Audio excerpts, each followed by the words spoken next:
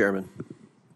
On March 1st, multiple commercial aircraft landing at DCA reported receiving a traffic alert collision avoidance system, a TCAS resolution advisories, as they were preparing to land, advising pilots of an impending threat from above and in some cases directing the crews to take evasive action by descending. I think we were all alarmed that just a few weeks after the tragedy, commercial pilots were being told they were at imminent risk of a deadly mid-air collision.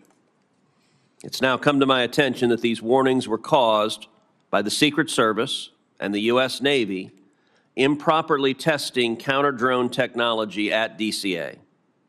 Apparently, the Navy was using the same spectrum band as TCAS, causing the interference and faulty resolution advisories, even though the FAA had previously warned the Navy and the Secret Service against using that specific spectrum band due to interference risks. Acting Administrator Rocheleau, is that correct? Yes, sir, that's correct. Let me just say this deeply disturbing that just a month after 67 people died while on approach to DCA, that the Secret Service and Pentagon would inadvertently cause multiple flights to receive urgent cockpit alerts recommending evasive action. It is inappropriate for such testing to occur at DCA given the facts of what occurred. And I expect this committee to investigate why precisely that happened. General Brayman, I want to turn to your testimony. On March 11th, Chairman Moran and I sent you a letter asking a series of very specific questions. This week, the Army responded with a one-page information paper. However, there were specific questions in the letter that were not answered. I want to turn to them now. We asked you specifically, how frequently does the Army turn off ADS-B out transmission? Chairman Cruz, as I stated in the discussion about how we approve the missions, a mission would have to fall into the category as defined in the federal regulation and Army policy. It must have national security implications and be sensitive in nature to be able to do that mission. General, you're not answering my question. My question is, how frequently is ADS-B out turned off? I wasn't asking what the standard is. I was asking the frequency. I can take the number for record, Senator, but I can tell you the types of missions and the majority of the missions they fly are missions associated with that national security mission. Is it accurate that ADS-B out is turned off for 100% of missions flown by the Army Air Brigade at Fort Belvoir? Senator, I think you're referring to the June 8th letter from the Joint Staff to Representative Norton. In the context of missions, meaning the operations that the 12th Aviation supports in their mission requirements, I would say that's an accurate statement.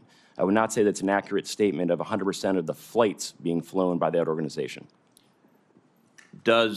Okay, so I want to understand what you mean by missions. Does missions capture training flights? Only training flights that would have been operating in a location that's sensitive as part of their continuity of government operations. Well, that would be all of them around DCA, is that correct? Only specific sites that are part of that continuity of government operation. In your one-pager, you said 75% of the flights are mission rehearsal readiness flights. Are those operated with ADS-B out? They are, Senator, yes.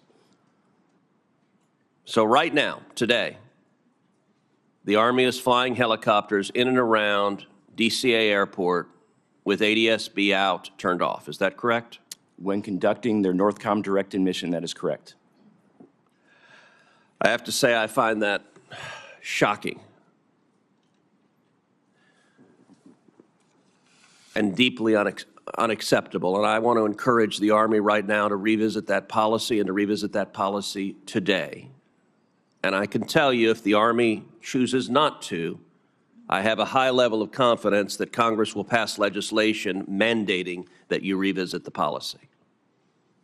If today another accident occurs over DCA with another helicopter that had ADSB out turned off, the Army will have very direct responsibility for that.